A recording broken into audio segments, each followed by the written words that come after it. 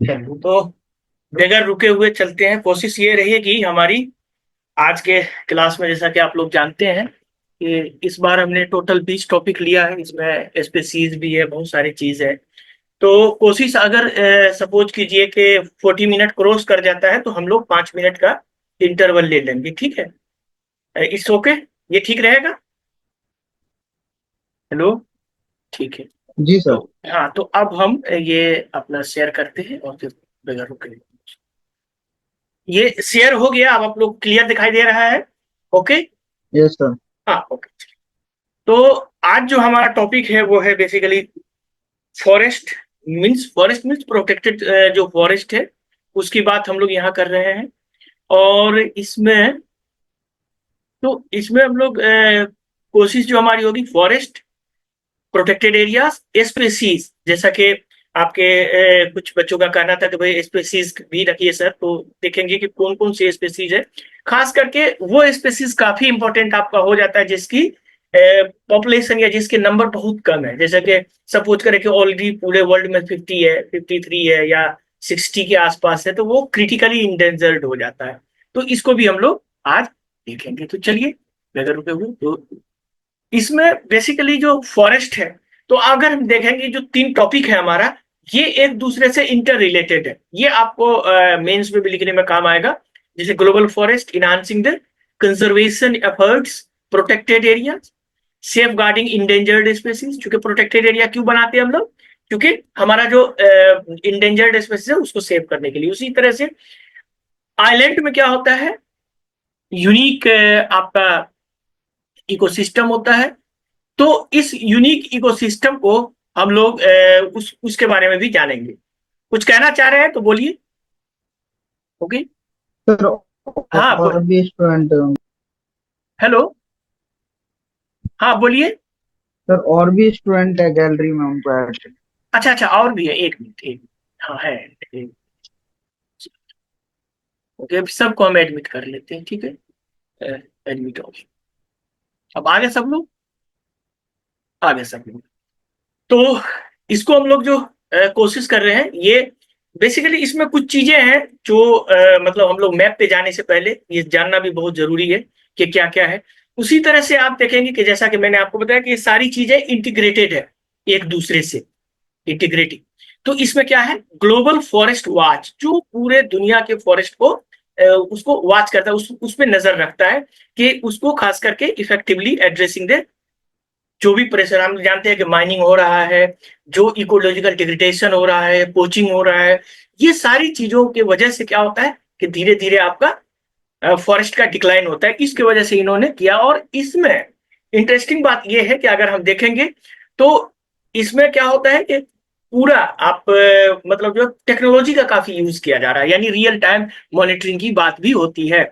और इसके लिए जो यूज किया जाता है, खास करके जो हम लोग जानते हैं अमेजन का जो बहुत बड़ा फॉरेस्ट है, जो ग्लोबल फॉरेस्ट वॉच करता है, उसमें ग्लैंड का यूज करते हैं। ग्लैंड, अब ग्लैंड क्या है? तो ग्लैंड का फुल फॉर्म अगर हम लोग देखेंगे तो ग्लैंड का फुल फॉर्म है global land analysis and discovery. इसका शॉर्ट फॉर्म है ग्लैंड। क्या है? Global land analysis and discovery. यानी इससे सैटेलाइट से प्रिसाइजली क्या, यानी कहीं को कोई पोचर आ गया या कहीं कोई काटने के लिए आ गया ट्री वगैरह को, तो तुरंत ही उसको डिटेक्ट करके उस पर कार्रवाई शुरू कर देते हैं। तो ये काफी इंपॉर्टेंट है। उसी तरह से देखेंगे हम लोग आगे, तो इसमें एक चीज और है। जैसे आप आईयूसीएन रेड डाटा हम लोग जानते हैं कि जो संकटग्रस्त जीव है, यानी जो इंडेंजर्ड स्पेसीज है या क्रिटिकली इंडेंजर्ड है, उसके बारे में भी हम लोग जानते हैं। तो ये उसी तरह से ग्रीन लिस्ट है। ग्रीन लिस्ट के बारे में आप लोग जानते हैं? आप लोगों ने पढ़ा है आईयूसीएन का ग्रीन लिस्ट? कोई बता सकते हैं? हेलो, चलिए।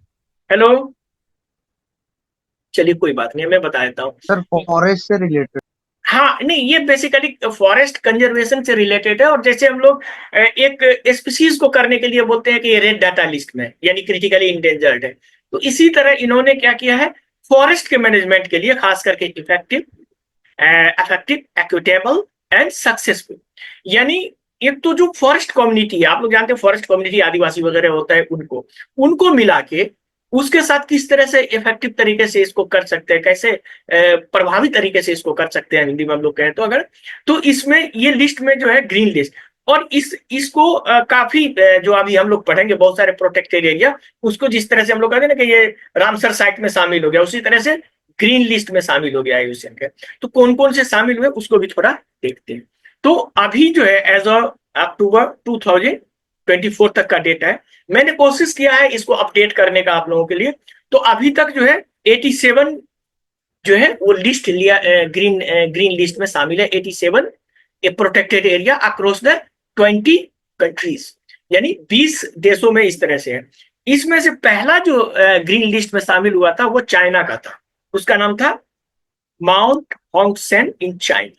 ये पहला हुआ था। ये कब हुआ था? 2015 में हुआ। यानी ये जो टर्म है ये समझिए 2015 के बाद आया है। तो बहुत सारे ऐसे टर्म है जो धीरे धीरे आप लोगों को आएगा, तो इसीलिए करंट अफेयर्स में ये काफी इंपॉर्टेंट हो जाता है। तो चलिए आगे चलते हैं हम लोग और फिर देखते हैं कि इंडेंजर्ड स्पेसीज के बारे में जो कुछ बच्चे ने, ये भी काफी इंपॉर्टेंट है। हम लोग जानते हैं जो ये काफी इंडिकेट होता है कि जिस तरह से बायोडाइवर्सिटी का हेल्थ है, यानी जहां जितना ज्यादा डाइवर्सिटीज होगी स्पेसीज का, उसको हम लोग मानेंगे उतना उसका हेल्दी एनवायरमेंट है, उतना अच्छा है, मतलब उसका है। तो अगर हम 2023 को देखें तो टोटल जो इंडेंजर्ड स्पेसीज है पूरे ग्लोबल लेवल पे अगर हम देखें 1,57,119 स्पेसीज, यानी 1,57,190 स्पेसीज जो है, यानी जो प्रजातियां हैं वो इंडेंजर्ड में, यानी संकटग्रस्त में। और उसमें से भी क्रिटिकल इंडेंजर्ड की अगर हम बात करें, यानी जो एक्सटेंशन की तरफ जा रहा है, तो 44,000। तो इसीलिए ये काफी इंपॉर्टेंट है। तो इसमें से हम लोग जो काफी नई स्पेसीज है, जो काफी क्रिटिकल है, जिसका पॉपुलेशन सिर्फ 50-60 या 70s के आसपास बचा है, उस पे हम लोग आज देखेंगे कि कौन कौन सा होगा।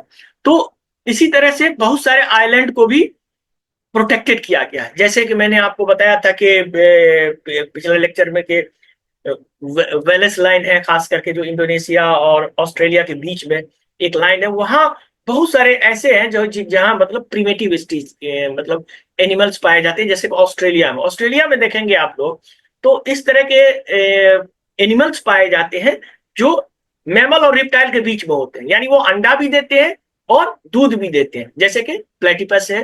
प्लेटिपस। हाँ, प्लेटिपस है, डक बिल प्लेटिपस उसको बोलते हैं। उसी तरह से इकिडना है। उसी तरह से बहुत सारे ऐसे जानवर हैं आपको जो काफी इवोल्यूशनरी स्टेज में, अर्ली स्टेज का है, तो उसको प्रोटेक्ट करना बहुत जरूरी हो जाता है।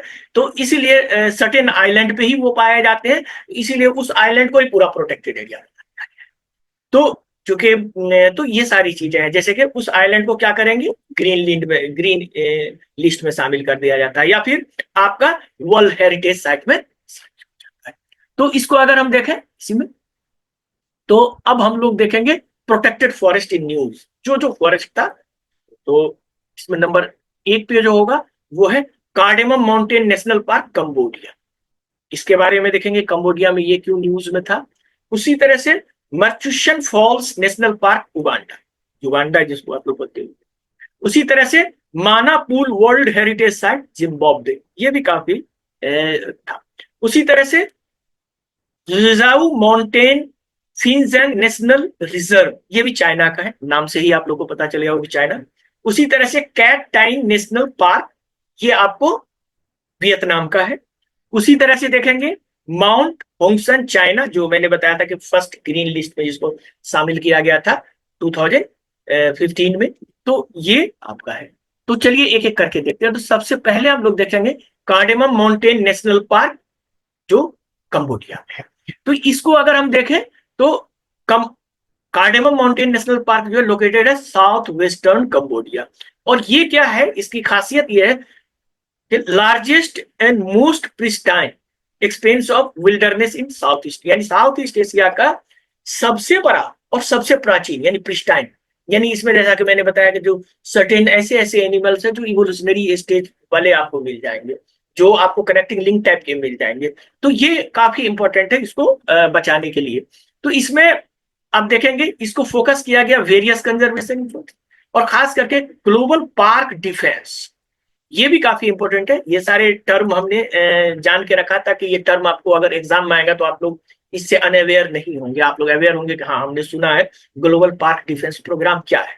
इसका एम जो होता है, what is the aim of global, तो इसका एम है protect park from deforestation and wildlife poaching, यानी कि अगर कोई जंगल काट रहा हो उसको रोकेगा ये। उसी तरह से अगर देख लिया कोई शिकारी कोई जानवर को मार रहा हो तो उस वक्त ये रोकेगा। तो इसका मोटो है, इसका जो मेन ये है लक्ष्य, जो मेन इसका गोल है, प्राइमरी गोल, ये भी याद रखिएगा किसका, ग्लोबल पार्क डिफेंस का। तो नो कट नो किल, यानी आप पेड़ नहीं काटेंगे, इस जानवर को मारेंगे नहीं। तो अगर आपसे इस तरह से भी अगर क्वेश्चन आता है नो कट नो किल, तो ये आप बताएंगे कि ये global defence, global park defence का मोटो है। तो आगे हम लोग चलते हैं, तो ये कार्डेमम, आप इसको मैप पे देखते हैं जैसा कि मैंने बताया। तो ये यहाँ है, ये जो है कम्बोडिया। अब यहाँ पे इसको हम और इनलार्ज करके देखेंगे, ये पूरा ये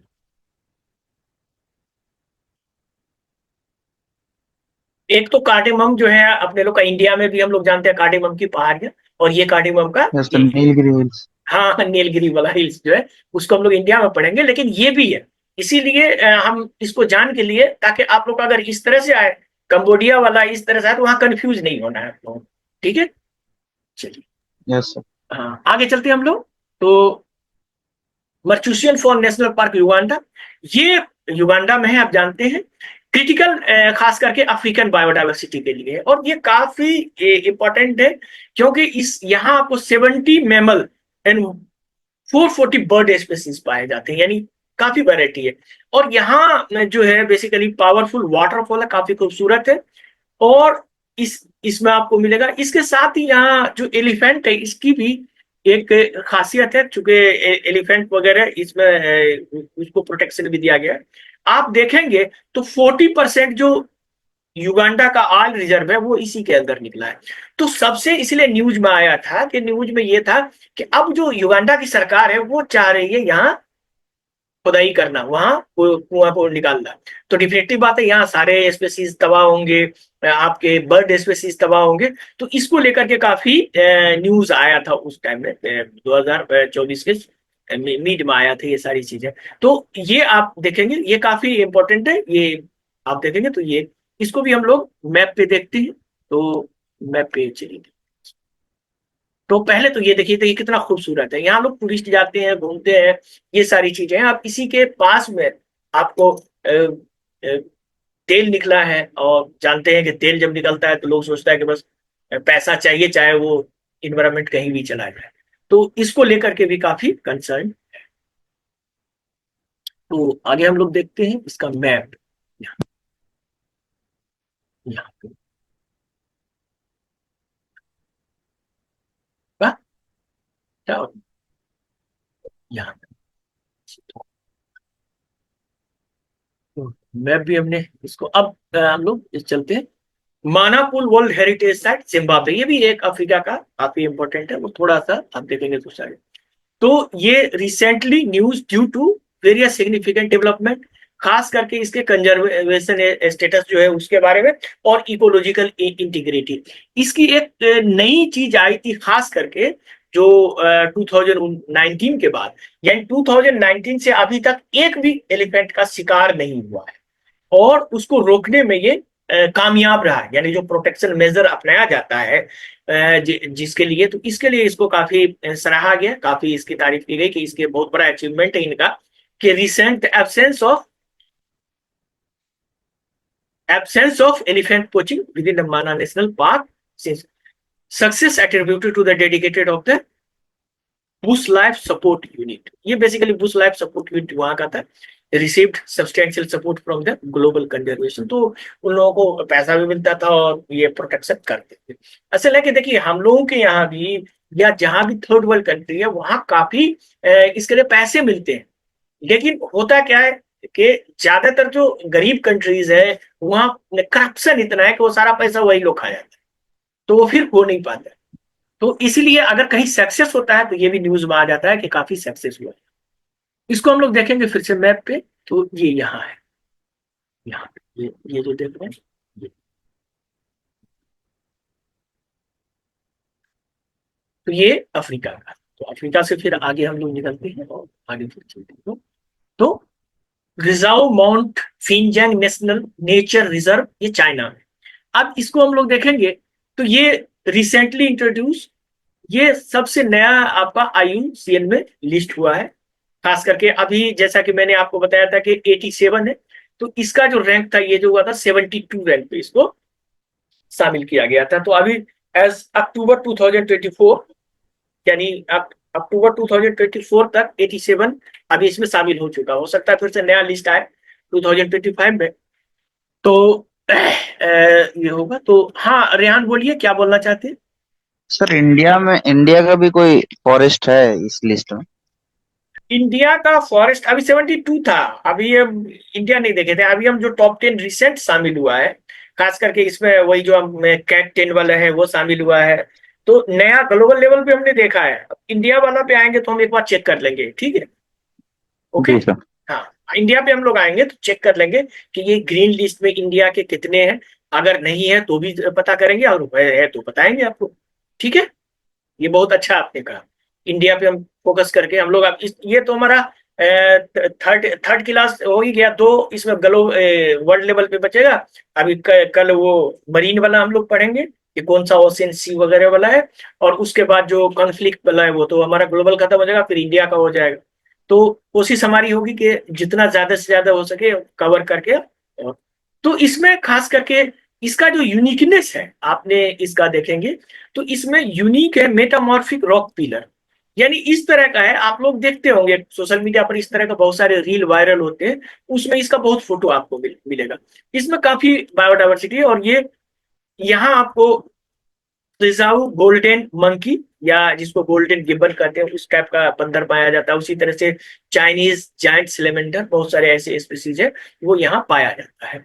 तो इसको देखेंगे हम लोग। ये देखिए कैसा ये रहता है, इस तरह का, इस तरह का एकदम इस तरह से पिलर है। और यहाँ पे देखिए घर बनाया हुआ है। तो इसको हम पूरा साफ करके आपको जी सर, ये एंडेमिक स्पीसीज है उस पार्क, उस फॉरेस्ट की? हाँ हाँ, ये रिजार्व दोनों। Golden monkey. हाँ, यहाँ का एंडेमिक स्पीसीज है यहाँ का, बिल्कुल सही आप कह रहे हैं। तो ये भी याद रखिएगा। वैसे हम आपको तो PPT दे ही देते हैं आप लोगों को। तो फिर दे देंगे आप लोगों को PPT, तो वो देख लीजिएगा। तो ये इंडेमिक स्पीसीज जहाँ जहाँ का है वो लिखा हुआ है, वो ले लीजिएगा। आप देखेंगे कि है कहाँ है ये। तो ये यहाँ पे है चाइना का, ये ग्लोब मैप पे देखिएगा यहाँ पे, और चाइना में। आगे हम लोग देखते हैं, ये भी आपका है कैट 10 नेशनल पार्क। मैंने बताया था ये वियतनाम का है, और ये साउदर्न वियतनाम में मौजूद है। कैट 10 नेशनल पार्क ये रिसेंटली हुआ, जैसे कि मैंने बताया 21 जून को ये किया गया। वैसे तो अक्टूबर तक का उसका अपडेटेड है, लेकिन एशिया का ये लास्ट है। मतलब हो सकता है अब 2025 आया है तो इसमें नया मई अब आ गया है, तो हो सकता है साल में अपडेट आएगा तो उसमें पता चल जाएगा। तो ये रिपोर्ट भी, हम जितने भी वर्ल्ड रिपोर्ट है सब मेरे पास मौजूद रहता है, तो उसको थोड़ा हम देखते हैं। इसमें थोड़ा टाइम लग जाता है। इसके लिए थोड़ा सा आप लोग इंतजार करते हैं। तो चलिए कोशिश हम करते हैं कि जितना आप लोग जितना हम कोशिश कर सकते हैं। तो जैसे कि मैंने बताया 72 साइट्स जो है सो अभी है मतलब इसमें 72 साइट्स इसका था। उसी तरह से ये green list protected and conservation area में आया है। आप आगे देखते हैं इसी में इसका मैप। ये यहाँ पे साउदर्न वियतनाम, यहाँ यहाँ साउदर्न वियतनाम कैट, ये ये आप जानते हैं ये वियतनाम है, ये लाओस है। एक चीज हमेशा याद रखिएगा, अभी चूंकि क्लास है तो मैं बता दे रहा हूँ। लाओस ही एक ऐसा कंट्री है इस एरिया में जिससे सी नहीं लगता, लैंडलॉक कंट्री है। तो ये सब एरिया यस सर। ऐसा है कि इस सब में, ये सब में कहीं ना कहीं आपको सी मिल जाएगा। लेकिन जैसे आप चाहिए, आप वियतनाम आ रहे हैं वहां भी, कंबोडिया में भी, आप इधर देखिए तो ये थाईलैंड, इधर आप देखिए तो सब में आपको मिलेगा। लेकिन लाओस जो है वो लैंडलॉक कंट्री है इस बीच में। तो चलिए आगे चलते हैं। जी। माउंट हंगसुएन, जो मैंने बताया था कि ये जो है सो फर्स्ट जो था ग्रीन लिस्ट में शामिल हुआ था।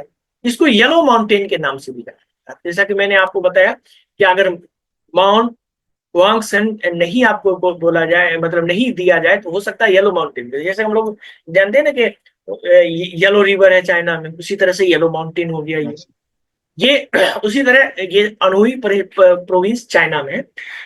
और ये काफी न्यूज में रहा है, जैसे कि मैंने बताया, ये नेचुरल ब्यूटी और टूरिज्म, और ये काफी खास करके जो रिसेंट में जो सोशल मीडिया का जमाना आया है, और आप लोग रील देखते होंगे, चाइना का एक रील बहुत वायरल हो रहा था कि एक काफी ऊंचा पहाड़ है और छोटा छोटा रास्ता है, उसमें वो पूरा लगा के लोग जा रहे हैं, उस तरह का।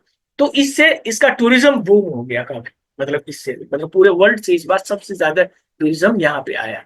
तो ये फर्स्ट टू अचीव, और ये पहला साइट्स है जिसको ग्रीन लिस्ट में शामिल किया गया, ये वर्ल्ड का पहला साइट्स जिसको 2015 में इसको किया गया था। ये देखिए ये फिगर, ये इस तरह का, देखिए कितना छोटा रास्ता होता है, कभी कभी आप देखेंगे इस तरह का रील बनता है, इसमें लोग सब शेयर करते हैं। ये देखिए फोटो, आप बताइए दिखाई दे रहा है? यस ये सर। देखिए, तो यस सर। इस तरह का जो मतलब होता है, तो लोग सोचता है कि चलो अभी जाके देखें कि ऐसा जगह है क्या। तो इससे चाइना को काफी ये न्यूज में आया था इसमें। अब ये है कहाँ, तो ये यहाँ है, यहाँ मैं भी आगे हम लोग यस चलते हैं, और फिर अब है endangered species in the news. अब हम लोग ये फॉरेस्ट देख लिया, लेकिन स्पेसीज भी काफी इंपॉर्टेंट होता है। तो इसमें देखते हैं कौन कौन है। इसमें सबसे पहला जो है वो राइनो है। राइनो काफी तेजी में, आपको पता ही है, एक व्हाइट राइनो था, और फिर बहुत सारे ऐसे हैं जिसको प्रोटेक्शन किया जा रहा है, या फिर से ये सारी चीजें की जा रही है। उसी तरह से वैक्यूएट्स है, उसी तरह से अमूर लियोपोर्ट्स है, उसी तरह से देखेंगे नॉर्थ अटलांटिक वेल्स है, उसी तरह से सुंडा आइलैंड टाइगर है, उसी तरह से स्वावोला है, और काकापो है। ये 7 काफी इंपॉर्टेंट आपको, जैसे राइनो है, ये सारी चीजें हैं। अभी एक चीज और आया होगा, एक्सटिंक्शन, तो आप समझते हैं कि जो जानवर विलुप्त हो जाता है, ठीक है, एक्सटिंक्ट हो जाता है। लेकिन अभी आप लोगों ने नया टर्म सुना होगा, डी एक्सटिंक्शन। ये डी एक्सटिंक्शन क्या है, आप लोगों को पता है? सर, मतलब जो रिवाइवल हो रहा है जिन एनिमल्स का, आई यस थिंक। Sir, revive. हाँ, रिवाइवल हो रहा है। तो अभी एक हमने क्वेश्चन भी दिया था आप लोगों को, क्वेश्चन ऑफ द डे में, और वो है आपको नोट्स में मिल जाएगा। तो अभी एक वुल्फ का जो डी एक्सटेंशन किया है, जो तकरीबन 13,000 साल पहले का था, तो उसका डीएनए को एडिट करके और इस तरह से कर दिया जाता है। उसमें बहुत सारे डिबेट था जो मैंने पढ़ा था, तो उसमें ये कहा गया था कि उसमें उसको डी एक्सटेंट नहीं कहेंगे, तो बहुत सारी चीजें। चलिए, तो हम लोग अब एक एक करके देखते हैं राइनो का स्पीसीज में। तो राइनो के कई स्पीसीज है, हम लोग जानते हैं, जिसमें क्रिटिकली इंडेंजर्ड जो है अभी भी बहुत सारे हैं। और जिस क्यों हो सर, रहे हैं? डायर वुल्फ की बात। हाँ हाँ हाँ, बिल्कुल बिल्कुल, ट्राइबल की बात सही है, आप कह रहे हैं। तो उसका अभी काफी न्यूज में आया था। अभी एक वुली मेमथ को करने की बात हो रही है, हो सकता है कि 1930 तक वो कर दे वुली मेमथ को। अभी एक माउस को किया था, वुली माउस किया था, वो उस पर मैंने क्वेश्चन पूछा था आप लोगों से, वुली माउस पे। तो ये सारी चीजें, उसी तरह से ब्लैक राइनो है। अब राइनो में कई स्पेसीज है, उसमें 3 स्पेसीज काफी इंडेंजर्ड में है, मतलब क्रिटिकली इंडेंजर्ड है। तो इसमें हम लोग देखेंगे क्रिटिकली में, जिसमें आप देखेंगे ब्लैक राइनो, ये 12 अफ्रीकन कंट्रीज में पाए जाते हैं। अभी इसकी एस्टिमेटेड जो पॉपुलेशन है, या जिसको हम लोग कह रहे हैं इंडिविजुअल कितने हैं वर्ल्ड में, तो ये 4,845 या 5,630 के बीच में, इसी के बीच में ये एस्टिमेट किया गया है कि इसमें। तो ये ब्लैक राइनो आपको अफ्रीका की 12 कंट्री में, यहाँ पे मैप पे आप देख लीजिए, यहाँ पे ये पूरा एरिया, ये आपको। हाँ बोलिए रेहान, क्या बोलना चाहते हैं? सर, ये ये वन हॉर्न राइनो जो है वो इंडिया की एंडेमिक स्पीसीज है। हाँ, इंडिया, नेपाल, और मतलब जो अपना इंडिया सब कॉन्टिनेंट है ना, असम के पास जो आपको मिलता है, जी तो सर। असम, जी सर। नेपाल, और इसके इनके भी के स्पेसीज है, जिसको कहते हैं वन हॉर्न ग्रेट इंडिया, मतलब राइनो होता है वन हॉर्न। तो जी सर। ये देखिए, ये है, ये ब्लैक राइनो, ये पूरा जो रेड रेड दिखाई दे रहा है, वो इसका एरिया। और ये बताया जाता है कि ये जो अभी आप देख रहे हैं, ये येलो येलो कलर, तो पहले ये इतना जगह फैला हुआ था, आप देखिए, लेकिन अब ये सिकुड़ के जो रेड रेड डॉट है, सिर्फ वही मौजूद है, ठीक है। तो ये जी आपका सर। है। अब हम लोग, एक और है, 2 काफी इंपॉर्टेंट है जो अपने एशिया में है, जावा राइनोस, ये काफी इंपॉर्टेंट है, ये भी क्रिटिकली इंडेंजर्ड हाँ है। सर, ये भी क्रिटिकली इंडेंजर्ड में। बिल्कुल, इसीलिए हमने कोशिश ये किया है जो क्रिटिकली इंडेंजर्ड है उसको लेने का, और उसका मैप पे भी आपको दिखाने का, और उसके बारे में। तो ये बेसिकली आप देखेंगे इंडोनेशिया में खास करके आप देखेंगे उजान Kullu national park, UK NP आप इसको शॉर्ट में कह सकते हैं, जिसमें सिर्फ 76 ही बचे हैं। आप सोचिए कितना कम है। अभी हम लोग देख रहे थे जो अफ्रीका में जो गेंडा है, ब्लैक गेंडा की बात कर रहे थे, तो वो 5000 के आसपास था, और यहाँ क्या है, सिर्फ जो है वो 76। 76। बिल्कुल। आगे हम लोग देखेंगे इसी में सुमात्रा राइन, ये भी काफी क्रिटिकली इंडेंजर्ड है, ये भी आपको क्रिटिकली इंडेंजर्ड है, ये भी याद रखें। ये भी लगभग 80 के आसपास, मतलब 70-80 के पास, तो ये काफी। तो चलिए इस सबको हम लोग एक देखते हैं। सर ये हाँ बोलिए। सुमात्रा राइनो तो इंडिया में भी पाया जाता था ना सर? हाँ वो तो पूरा, आप देखिए ना, ये देखिए, ये जो है सुमात्रा राइनो, इसका पहले ऐसे था। अब ये आपका great one horn Indian rhino है, 4000 या 5000 के आसपास इसका है, जो आपका बांग्लादेश ने असम नेपाल के इधर पाया था। अब आपका ये जी। सुमात्रा राइनो है, उसी तरह से जावा वाला है ये, उसी तरह से ये ब्लैक राइनो है। तो ये सारे जो राइनो है उसको हमने ग्लोबल पॉपुलेशन वाला ये दे दिया है, आप इसको भेज देंगे तो आप लोग देखेंगे इसको। अब आगे हम लोग देखते हैं इसमें वैक्यूएट्स या वैक्यूटास। ये वैक्यूटास जो है ये भी काफी इंडेंजर्ड है। ये बेसिकली डॉल्फिन के तरह ही एक है जो समुद्र में पाया जाता है। ये world most endangered marine mammal है। प्राइमरी जो है फाउंड इन लिमिटेड है। ये basically upper gulf of the California, California जो गल्फ है उसके ऊपर में, जब आप उसका मैप पे देखेंगे ऊपर में, खास करके वो मैक्सिको कंट्री मैक्सिको है, लेकिन वो कैलिफोर्निया गल्फ के पास है। इसका खासियत ये है कि ये कैरेक्टराइज ये सैलो वाटर में रहते हैं, जो उथला पानी होता है उसमें रहते हैं, और प्राइमरी जो है खास करके जो फिश और स्क्विड पे ये इसका फोकस होता है। अब हम देखेंगे तो मई 2024 तक जो सर्वे आया था, तो उस सर्वे में सिर्फ ये 6 से 8 ही थे। बताइए इतना कम गया है, जबकि इससे पहले 2023 के सर्वे में ये 8 to 13 थे। मतलब इतना कम गया है इसकी तादाद। तो ये काफी ये भी क्रिटिकली इंडेंजर्ड स्पेसीज में से है। इसको हम यहाँ देख लेंगे मैप पे, ये यही है। एकदम डॉल्फिन की तरह लगता है, लेकिन थोड़ा सा इसको ये इसका ये देखिए तो इसमें फर्क पड़ता है इसके से। अब यहाँ पे इसको हम लोग देखेंगे तो ये देखिए, ये वाला, ये जो है ये मैक्सिको है, और ये अपर गल्फ ऑफ कैलिफोर्निया यहाँ पे। इसको हम लोग और इलाज करके देखते हैं। ये यहाँ ये जो, और इसमें से सिर्फ आप 6 से 8 या 8, मतलब मैक्सिमम समझिए 10 के अप्रोक्स, या 8 से 10 या 8 के आसपास का ही बचा है, मतलब इतना कम बचा है। तो इसीलिए मैंने उन स्पेसीज को लिया है जो काफी कम तादाद, यानी 100 के आसपास है, या 500 है, या 600 है, उतना कम है, तब इसको हमने रखा। वैसे तो आप देखेंगे तो बहुत सारे आपको स्पेसीज मिलेंगे, लेकिन जो न्यूज में है उसको थोड़ा फोकस करना है आप लोगों को। ठीक है। अब आमूर लियोपोल्ड, ये भी जो है रेयरेस्ट बिग कैट है, ये काफी रेयर स्पेसीज है, करेंटली फेसिंग सिग्निफिकेंट चैलेंजेस, इनको भी बहुत सारे खतरे हुए हैं। और खास करके देखेंगे तो ग्लोबल पॉपुलेशन जो है वो 100 से भी नीचे है, फ्यूअर देन 100, यानी 100 के आसपास इसका है। और ये कहाँ पाया जाता है आपको, रूस और चाइना, रूस और चाइना जो है उसके आसपास में। यहाँ पे मैप पे देख लीजिए, यहाँ यहाँ ये 10 मिनट का वार्निंग आ गया है। अगर 10 मिनट में खत्म नहीं होता है, तो चूंकि हम लोग प्रोटेक्टेड इसका भी रखे हैं, तो हम लोग 5 मिनट का ब्रेक ले लेंगे, ठीक है। Sure sir. अभी तो अपने आप इसको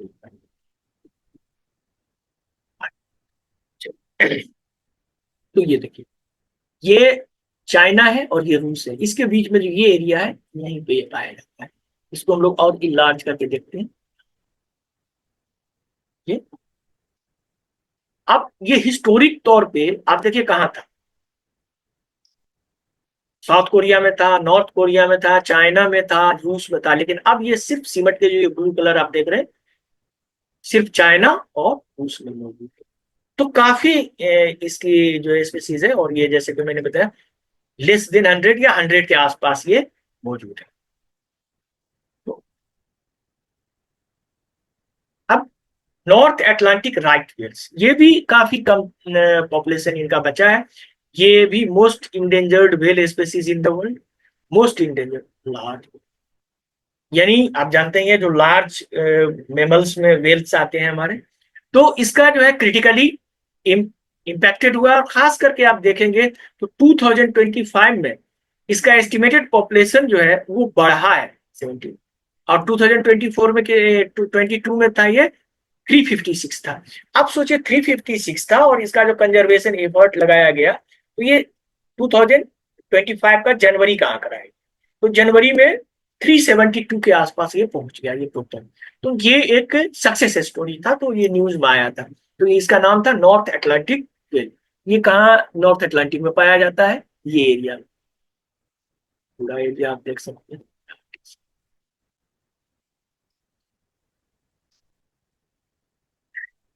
ये तकरीबन 350 के आसपास लिखा था सर, 350 के आसपास इसकी पॉपुलेशन,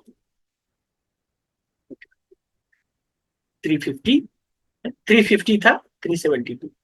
तो ये भी मतलब समझिए कि लेस देन 400, यानी उससे भी कम इसकी पॉपुलेशन है। तो ये काफी क्रिटिकली इंडेंजर्ड। आगे हम लोग देखेंगे इसमें सुंडा आइलैंड टाइगर। ये भी टाइगर, तो वैसे हम लोग जानते हैं कि इंडिया ने काफी टाइगर में सफलता हासिल की है, मतलब सक्सेस हुआ है, वो इंडिया में हम लोग पढ़ेंगे। लेकिन ये जो सुंडा टाइगर है, इसको सुंडा टाइगर, सुंडा आइलैंड टाइगर के साथ साथ सुमात्रा टाइगर भी इसको बोला जाता है। दोनों नाम इसके क्रिटिकली इंडेंजर्ड है, और ये क्या है, टाइगर का ही सब स्पीसीज है।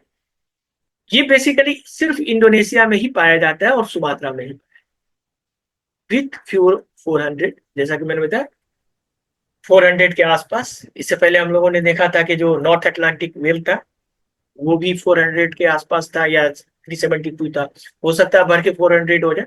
तो ये भी तकरीबन 400 के आसपास आपका। तो इसको हम लोग देखते हैं, ये यहाँ पे, ये पूरा, ये जहां जहां ग्रीन पैच देख रहे हैं वहां इसके कंजर्वेशन के प्रोग्राम किए जा रहे हैं। तो कोशिश हमने ये किया है आप लोगों के लिए, काफी जो भी रिसर्च का है वो सारी चीजों को हमने बहुत देर से आप लोगों के लिए रखा था, ताकि आप लोग जाएं और इसको बना के आए। तो चलिए आगे। अब साओला, ये साओला भी जो है ये एक आपको मैमल है, और ये लार्ज मैमल है। Saola is a large mammal, first discovered 1992। ये 19, और इससे ये हुआ कि ये भी एक आपका करंट अफेयर्स में जीके का most recently discovered large mammal, which is the most recently discovered large mammal, it's Saola. तो साओला को किया गया है। तो इसको हम लोग देखेंगे, ये बेसिकली आप देखेंगे इसको निक नेम, और इसके दूसरे नाम भी क्या है, एशियन यूनिकॉर्न। एशियन यूनिकॉर्न से भी जाते हैं। देखिए होता क्या है, कभी कभी आपको मैचिंग में दे देगा ये साओला एशियन यूनिकॉर्न। अब वहां तो बच्चे लोग, ये तो कभी देखा नहीं हमने पुराने नोट्स में, तो ये सारी चीजें तो आपने ये देखी। अब 16 जो है ये आप देखेंगे कहाँ, वियतनाम और लाओस के बॉर्डर पे आपको मिलेगा, और ये काफी रिमोट एरिया में रहते हैं, इसीलिए इसको खोज जो है 1992 को हुआ। क्योंकि जैसे जैसे सेटेलाइट और सारी चीजें डेवलप होती गई, तब जाके ये सारी चीजें हुई। तो ये आपको तो अब हम लोग इसको ये देखिए, ये जानवर, इसको एशियन यूनिकॉर्न कहा जाता है, और ये काफी रिमोट और ऐसा टेरेन है कि यहाँ जाना बहुत ही मुश्किल होता है। अब इसको देखें कहाँ पाया जाता है, तो यहाँ ये जो पैच है सोलर, ये जो रेड रेड आप देखो, ये लाओस है और ये वियतनाम बीच का बॉर्डर। अब हम लोग देखेंगे इसमें काकापो, बस ये लास्ट, ये न्यूजीलैंड का है, उसके बाद हम लोग आइलैंड पे आ जाएंगे। तो काकापो क्रिटिकली इंडेंजर्ड है। ये पैरट का जो है ये न्यूजीलैंड में आपको पाया है। ये रिसेंटली हेडलाइन में इसलिए आया था क्योंकि इसका जो कंजर्वेशन एफर्ट बनाया गया था, और उससे काफी इसका री इंट्रोडक्शन किया गया मेनलैंड में। जैसे इंडिया में बताया गया था कि री इंट्रोड्यूस हम लोगों ने चीता को किया था, याद होगा, चीता जो आया था तो काफी मीडिया में आया था। उसी तरह से न्यूजीलैंड में इसको रीइंट्रोड्यूस किया गया है। और इसमें हम लोगों ने देखा कि इस प्रोग्राम में काफी सक्सेस हुआ, यानी 51 इंडिविजुअल से 250 तक, यानी यहां से अब ये 95 में ये कितना था, ओनली 51 था, और 2025 में आप देखेंगे तो 250 हो गया। तो ये काफी सक्सेस स्टोरी था, इस वजह से ये आपको। अब आगे हम लोग देखेंगे इसमें, तो यहाँ पे यही यही है, ये देखिए कैसा तोता है। तो हाँ बोलिए फजल, ये न्यूजीलैंड है, बोल सकते हैं, बोलिए बोलिए, सर, ये आवाज। डिफरेंस क्या होता है एंडेमिक, इंडिजिनस और नेटिव स्पीसीज में? हाँ, इंडिजीनस जो होता है, जैसे सपोज कीजिए कि इसको हम लोग देखेंगे, तो इंडिजीनस जो होता है वो, जैसे सपोज कीजिए हम इंडिया है या उस सर्टेन एरिया है, तो उसका इंडिजीनस होता है, नहीं वहीं वो पैदा हुआ वहीं से। और इंडेमिक जो होता है वो सर्टेन रिस्ट्रिक्टेड, जैसे कि सपोज कीजिए हमारा इंडिया है, एक मिनट के लिए सोच लीजिए, ठीक है, और हमारा इंडिया में एक चील है जो वेस्टर्न घाट में पाया जाता है, ठीक है, तो वो इंडिया के लिए क्या हो गया, इंडिजिनस स्पीसीज हो गया, लेकिन वेस्टर्न घाट के लिए क्या हो गया, इंडेमिक हो गया। ठीक है, समझे समझे? हेलो, हेलो, कट गया क्या? जी सर, जी सर। हाँ, तो इस तरह से तो इसको रीइंट्रोड्यूस किया गया। और जैसे देखिए, जैसे सपोज कीजिए ये इंडिजीनियस कहाँ का हो गया, न्यूजीलैंड का, लेकिन अगर इस एरिया में ही सिर्फ पाया जाएगा तो वहां का इंडेमिक कहलाया जाएगा। ठीक है, तो आगे हम और लोग सर देखते हैं नेटिव?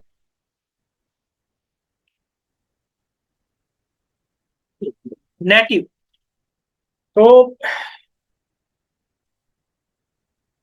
तो जैसे कि इंडिजीनियस हो गया आपका, और नेटिव, नेटिव भी जिस रीजन का होता है, सर्टेन ज्योग्राफिकल एरिया में जो बड़ा सा एरिया हो गया उधर का नेटिव। जैसे कि सपोज कीजिए अगर हम एक सब कॉन्टिनेंट में रह रहे हैं या कॉन्टिनेंट में रह रहे हैं, जैसे कि अगर सपोज कीजिए हम किस में रहे, साउथ ईस्ट एशिया में रह रहे हैं, तो वो कहेगा कि अच्छा ये अफ्रीका का नेटिव है, ये साउथ ईस्ट एशिया का नेटिव है, इस तरह से वो होता है।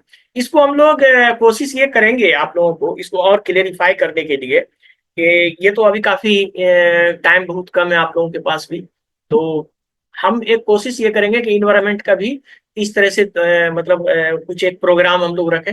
आप लोग सलाह दीजिए, आप लोग तो ग्रुप में जुड़े ही हैं, तो जो जो टॉपिक है, जो जो मैं आप लोग को, मैंने आप लोग को एक फीडबैक के लिए भी दिया था, तो फीडबैक दीजिए कि क्या क्या और क्लास, मतलब पीटी के बाद आप लोग करिए, ये मेंस के लिए कर सकते हैं। ठीक है, तो मेंस के लिए भी हम लोग कुछ कर सकते हैं क्या? हेलो, हेलो, कट गया क्या? जी सर। नहीं नहीं, जी नहीं, नहीं, जी सर। नहीं कट नहीं कटा, हमको लग रहा है कि अब ऐसा नहीं तो 40, ऐसा तो नहीं कि कट जाएगा, कट जाएगा तो कोई बात नहीं, हम लोग ऐसा करेंगे, अगर कटता है तो उसको हम लोग 5 मिनट का ब्रेक ले लेंगे, क्योंकि अभी थोड़ा सा आपका। 5 मिनट बाद ज्वाइन कर लेंगे। हाँ, ये बस हो गया, प्रोटेक्टेड आइलैंड बचेगा, इसको 10-15 मिनट का होगा लेक्चर, वो हम खत्म कर देंगे, तो 5 मिनट का ब्रेक ले लेंगे। तो इसमें जैसे देखिए, बीकर एंड, अच्छा बता रहा, अच्छा कोई बात नहीं, बीकर एंड वोकाक एटोल, ये आइलैंड है, ये भी देखेंगे हम लोग, ये मार्शल आइलैंड में। उसी तरह से बिकनी एटोल है, उसी तरह से हम लोग देखेंगे ट्रिस्टान डाकुना, इसके बारे में। उसी तरह से रोबेन आइलैंड है, और ये पांचवा लास्ट में श्योर माजेरो आइलैंड। तो ये काफी इंपॉर्टेंट आइलैंड सब है, क्योंकि काफी न्यूज में रहा है ये लोग, ये आपको, तो ये हम लोग इस पे, तो हाँ अब हम लोग शुरू करते हैं। तो ये बेसिकली ये पैसिफिक ओशन में ये है आइलैंड, और ये काफी ये पिकनी एटोल पर बनेंगे ये सारी। तो चलिए एक एक करके हम लोग, तो सबसे पहले बीकर एंड वोकाक एटोल। ये एटोल तो आप लोग जानते हैं, हम लोगों ने, हमने पढ़ाया भी था आप लोगों को। तो ये बेसिकली एटोल और ये सब अलग अलग होता है, रीफ वगैरह। तो republic of the Marshall island जो है, ये फर्स्ट नेशनल मरीन सेंचुरी इन्होंने ये बनाया है, ये कंट्री पहला।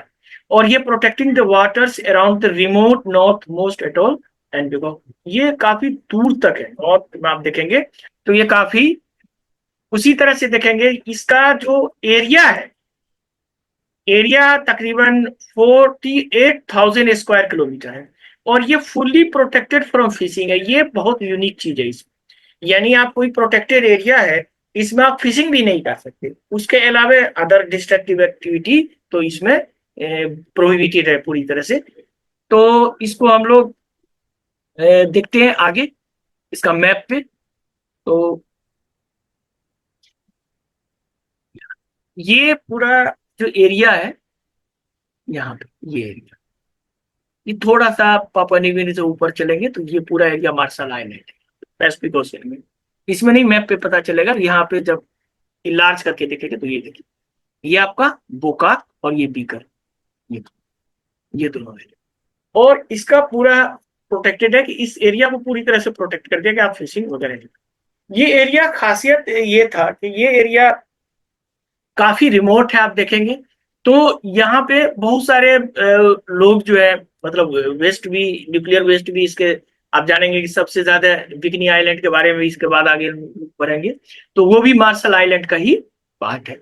तो ये काफी इंपॉर्टेंट था। अब आगे हम लोग देखेंगे बिकनी आइलैंड या बिकनी अटोल। तो बिकनी अटोल जो है ये भी मार्शल आइलैंड का है, ये कोरल रीफ है जो आप देखते हैं इंटरनेशनल ये हो गया। खास करके इसमें इसका एक यूनिक हिस्ट्री है, साइंटिफिक और डिस्कवरीज का, दोनों चीज का ये मिक्स है, समझिए। तो आप बिकनी आइलैंड एटॉल के बारे में आप लोग जानते हैं, कोई भी जानते हैं बिकनी एटॉल के बारे में? सर कोरल मतलब एटोल के बारे में जानते हैं? हाँ, ये बिकनी एटॉल जो था, ये जैसे ये था ना, ये यूनिक हिस्ट्री था। ये हुआ क्या था कि इस पे बहुत सारे न्यूक्लियर टेस्ट किया गया अमेरिका के द्वारा, ये अमेरिका के अंदर, यूएसए, और जी इन्होंने टोटल क्या किया, 23, यानी 40s और 50s के बीच में। आप जानते हैं कि हिरोशिमा पे जो गिरा था तो वे 23 न्यूक्लियर बॉम्ब्स। अब सोचिए, हिरोशिमा पे जो गिरा था वो एक था, और एक नागासाकी, दो ही गिरा, और जी यहाँ 23, और उससे यानी जो 50 तक जितने भी गिरे हैं इसमें एटम बम, वो atom bomb 1100 times greater intensity का था हिरोशिमा से। सोचिए कितना बड़ा एटम बम। तो इससे ये साइंटिस्ट ये कर रहे थे कि भाई अमेरिका ने तो यहाँ 23 बॉम्ब टेस्ट किया है, तो यहाँ तो कोई जीव ही नहीं हो, बहुत सारे खतरनाक अभी भी न्यूक्लियर रेडिएशन वगैरह है वहां पे। लेकिन नया जी साइंटिफिक डिस्कवरी जो हुआ है, ये आपका नया जो आया है, ये 2023 में एक सर्वे किया गया था नेशनल ज्योग्राफिक के द्वारा, और ये किया गया तो इसमें ये पता चला है कि बहुत सारे ऐसे प्रिस्टाइन सी कंजर्वेशन प्रोग्राम किया गया जिससे रीफ जो है गुड हेल्थ में था, इसके अंदर फिश भी थे, यानी इतने न्यूक्लियर बम के बाद भी कुछ फिश बच गए, कुछ कोरल रीफ बच गए। तो इससे क्या होता है कि जैसे अभी देख रहे हैं इंडिया और पाकिस्तान के बीच में क्या टेंशन है, पाकिस्तान क्या धमकी यस देता सर है कि बहुत हमारे पास न्यूक्लियर बम है, न्यूक्लियर बम है। तो अगर कोई को छोड़ दे न्यूक्लियर बम तो उसका क्या इम्पैक्ट लाइफ पे पड़ता है, वो भी एक बहुत इंपॉर्टेंट था ये बिकनी आइलैंड के बारे में, तो बिकनी एटॉल के बारे में। तो ये काफी इंपॉर्टेंट था, तो हमने इसको भी रखा। अब हम लोग आगे देखेंगे, तो ये है कहाँ, तो वही मार्शल आइलैंड के पास ये है बिकनी, छोटा सा, यहीं पे सारा 23 एटम बम गिरा दिया इन्होंने। अब चलिए आगे हम लोग चलते हैं। तो अब है ट्रिस्टान डा कुना, ये काफी इंपॉर्टेंट है। ये बेसिकली आप देखेंगे तो रिमोट एरिया में है, और मोस्ट रिमोट इनहेबिटेड आइलैंड जो है, और ये आइलैंड आपका कहाँ है, अटलांटिक में। इस पे मेरा स्पेशल एक पूरा वीडियो बना हुआ है, जो आप लोग हमारे चैनल पे 1-2 साल पहले मैंने बनाया था ये वीडियो, आप लोगों ने, कुछ लोगों ने देखा भी होगा ये video. Largest marine protection zone of Atlantic यहाँ पे है, ये देखिए, ये यहाँ पे है। ये अब देखिए अफ्रीका से भी कितना दूर है, और ये साउथ अमेरिका से भी कितना दूर है, अंटार्कटिका से भी कितना दूर है, तो काफी रिमोट एरिया पे ये आइलैंड। इस पे मैंने पूरा पूरा वीडियो बनाया है, तकरीबन 20-25 मिनट का होगा वीडियो में। तो ये देखें, इसको मैंने इंग्लिश और आप जानते हैं फिर हिंदी में भी मैंने बनाया था, अटलांटिक का सबसे बड़ा समुद्री संरक्षण क्षेत्र, तो इसको प्रोटेक्ट किया गया है। तो ये आया था उस टाइम, यानी 2 साल पहले आया था न्यूज में, 2023 के आसपास में, 22-23 के आसपास में, तो मैंने ये वीडियो बनाया था अपने चैनल। उसके बाद आगे देखेंगे हम लोग रॉबिन आइलैंड। ये रॉबिन आइलैंड जो है ये बेसिकली यूनेस्को वर्ल्ड हेरिटेज में शामिल हुआ है, और इसका इसलिए काफी इंपॉर्टेंट था और न्यूज में आया था, क्योंकि जो अपार्थाइड का जो साउथ अफ्रीका में आप जानते हैं नेल्सन मंडेला के नेतृत्व में जो बहुत सारी चीजें आंदोलन की गई थी, उस वक्त ये इसमें बहुत सारे अफ्रीकी सबको कैद में रखा जाता था। तो ये जो कैद में रखा जाता था, तो इस वजह से इसका आप देखेंगे तो इसको रिनोवेट कराया गया। जिस तरह से सपोज कीजिए हम लोग के यहाँ इंडिया में अंडमान एंड निकोबार जेल का जो है सेलुलर जेल को किया गया था ना, उसी तरह से इसको किया गया था। तो ये इसलिए न्यूज में था। इसको हम लोग मैप पे देखते हैं। ये अफ्रीका है, साउथ अफ्रीका, और साउथ अफ्रीका में यहाँ पे इसको हम लोग और इलाज करके देखेंगे तो यहाँ पे ये है रोबिन, यहाँ ये देखिए है रोबिन आइलैंड। अब बस लास्ट है ये बचा हुआ सोर्स ऑन माराजो आइलैंड। ये बेसिकली आप देखेंगे तो ये अमेजन का माउथ जो है, आप लोग मैप पे देखते हो ना अमेजन का माउथ, वहां पे इन्होंने एक सोर्स मरीन एक्सट्रैक्टिव रिजर्व या रिसर्च सोर्स ये बनाया गया है ब्राजील के द्वारा। ये ब्राजील गवर्नमेंट बनाया है और इनको माराजो आइलैंड है, ये स्टेट ऑफ पैरा ब्राजील में। और इसका खासियत ये है कि ये इस टूरिस्ट रीजन जो है अमेजन का जो आप देखते हैं उस बेसिन पे, और ये वर्ल्ड लार्जेस्ट फेलुवियल मैरीटाइम आइलैंड है। ये इसका यूनिक खासियत। तो इसको हम लोग मैप पे देखेंगे कैसे, जैसे हम लोग देखते हैं ना कि वहां भी, तो ये उसके साथ ही इसका डिस्टिंक्शन ये भी है कि ये first protected area in Brazil successfully completed and some जो एप्लीकेशन दिया ग्रीन लिस्ट में, जो अभी मैंने ग्रीन लिस्ट की बात की थी, तो उसके लिए पहला ये ब्राजील का है जो उसके लिए सबमिट किया गया है। उनको एप्लीकेशन हो सकता है कि ये 2025 में उनको मान्यता मिल जाए। तो ये देखिए किस तरह का है यहाँ, ये जो आप देख रहे हैं ना ये माउथ यहाँ पे, ये ये जो माउथ है देखिए, ये जो ग्रीन कलर का ये, इसको और इलाज करके हम ये देखिए ये है। अब देखिए कितना बड़ा है। आप जो यहाँ सुंदरबन का डेल्टा उसके पास जो है छोटा छोटा जो नदी का द्वीप बनता है, उसमें समझिए ये दुनिया का सबसे बड़ा नदी द्वीप एक हिसाब से। तो ये काफी इंपॉर्टेंट था, तो ये भी आपका। तो चलिए आप लोग के लिए अब हम लोग नेक्स्ट जो हमारा होगा कल, उसमें ocean sea and marine protected area, खास करके जो एक अभी नया ट्रीटी आ रहा है, आप जानते हैं जो हाई सी ट्रीटी की बात कर रहे थे। तो हाँ काजल बोलिए, बोलना चाहते हैं तो। हेलो। सर वो गलती से अनम्यूट हो गया था, मैंने देखा ही नहीं। अच्छा, तो कोई बात नहीं है। आप कल हम लोग इसमें इस पे करेंगे, और जो अभी है सर इसको एक हम। क्वेश्चन भी पूछना था मुझे। हाँ बोलिए बोलिए, कौन क्वेश्चन सर बोलिए। ये वैलीज लाइन क्या होता है? क्या? वैलीज लाइन सर न्यूज में भी था ये। हाँ हाँ, वेलीज लाइन, वही तो मैंने अभी बताया था, कल भी बताया था आपने। चलिए मैं अच्छा किया पूछते। ये वेलीज लाइन जो है आप देखेंगे, जो ऑस्ट्रेलिया का मैप देखा है आपने, ऑस्ट्रेलिया इंडोनेशिया के बीच वाला यस मैप, सर। वहां क्या है कि उसमें जो ये वैलीज साहब थे ब्रिटिश सर्वेयर थे, ये पहले आए थे। तो इन्होंने एक चीज नोटिस किया वहां पे कि जो एशिया की तरफ है वहां कुछ अलग तरह के जीव है, और जो ऑस्ट्रेलिया की तरफ है वो कुछ अलग तरह के जीव है। तो ऐसा क्यों हुआ है? तो इसमें बहुत सारी चीजें थी। एक तो प्लेट टेक्टोनिक का कारण उन्होंने बताया, दूसरा बताया कि दोनों के इवोल्यूशनरी में भी फर्क है। तो इस जो वेलेस लाइन कहा जाता है इसको, ये मैंने क्वेश्चन भी कई बार हमने इसमें दिया भी था। तो इसको हम लोग होगा तो हम वेलेस लाइन पे स्पेसिफिक वीडियो भी जरूर बना देंगे। कुछ दिन में हम इन्वायरमेंट पे फिर से चालू करने वाले हैं। थोड़ा वही है कि आप लोग को सपोर्ट चाहिए, इसको थोड़ा आप लोग और शेयर कीजिए और साथी को जोड़िए। बाकी तो हम कोशिश कर ही रहे हैं कि आप लोग इस बार अच्छे से दें। और मेंस का भी हमने प्रैक्टिस शुरू, जो सेकंड थर्ड पेपर है और फर्स्ट पेपर है ज्योग्राफी और ये इसका, तो उसको भी मैंने कुछ कोशिश किया है कि जैसे कि मैंने आपको बताया कि सर्टेन जो कॉन्सेप्ट होता है कि भाई जैसे कि तो वो सारी चीजें हम लोग करेंगे। अभी हम देते हैं क्वेश्चन ऑफ द डे में। तो चलिए हम लोग कल मिलते हैं, ठीक है? सर एक और हाँ बोलिए। सर जैसे ये री एक्सटिंक्ट जो स्पीसी है इनको री इंट्रोडक्शन की जो बात हो रही है सर, इसके कुछ चैलेंजेस भी है, जैसे कि इस पे इन्वायरमेंट पे भी कुछ कंट्रोवर्सी चल रही थी सर इसकी, कि इन्वायरमेंट पे इम्पैक्ट पड़ेगा इसका, बिल्कुल इकोलॉजी पे इम्पैक्ट पड़ेगा। तो इकोलॉजी पे कैसे इम्पैक्ट पड़ेगा, क्योंकि देखिए। हम इकोलॉजी को बचाने के लिए ही तो सर ला रहे हैं ना हाँ इसको। हाँ, होता क्या है कि जैसे देखिए, सपोज करें कि ये बेसिकली रीइंट्रोडक्शन से ज्यादा जो इस पे क्रिटिकल बात आ रही है, वो सबसे ज्यादा जो बात आ रही है वो डी एक्सटिंक्शन की बात जो हम लोग कर रहे हैं। कि जैसे सपोज कीजिए डायनासोर खत्म हो गया, अब फिर से हम डायनासोर को ले आएंगे तो फिर एक अलग प्रॉब्लम हो सकता है।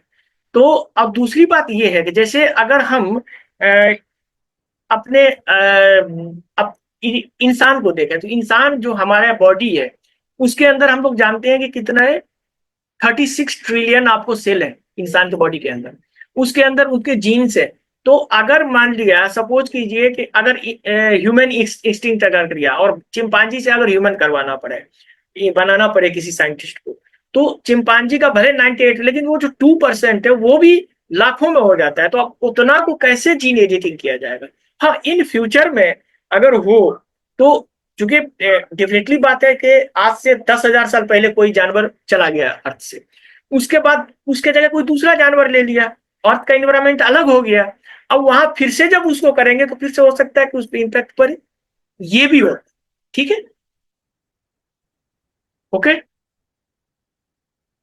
यस सर, तो थैंक यू ठीक है, सर। कल कल हम लोग मिलते हैं। सर चलिए तो। जीन मिक्सिंग का भी तो खतरा होता है सर। हाँ मतलब बिल्कुल बिल्कुल जीन मिक्सिंग का, जैसे हम इंडिया बीटी ब्रिंजल को नहीं लॉन्च करता, बिल्कुल बिल्कुल बट उसमें बहुत। बांग्लादेश करता है, तो हम इसके बीटी खिलाफ है कि कॉटन, जैसे। बीटी कॉटन जी जो सर। आया था उसमें बहुत सारे भेड़ उसको खा के मर गए। बताइए, तो कॉटन का पत्ता जी खा के सर। कहीं भेड़ मरता है? जी उस पे जो रिपोर्ट आया था उसको हम लोगों ने देखा था। तो हम लोग तो देखते रहते हैं इस तरह का रिपोर्ट। तो ये हम लोग एक जो है अभी तो पीटी के फोकस करके आप लोग को हम दे रहे हैं ज्यादा से ज्यादा फैक्ट करके, लेकिन आगे जो आने वाला हमारा मेंस का होगा तो उसमें जरूर आप लोग रहिएगा। उसमें भी इस तरह के क्वेश्चन हम लाएंगे, आप लोग को पहले दे देंगे, फिर उसके बाद हम लोग डिस्कस करेंगे। ठीक है, ओके। Yes sir. चलिए, ठीक है तो फिर। Sir okay okay, thank you sir. Thank thank. Good night. Good night.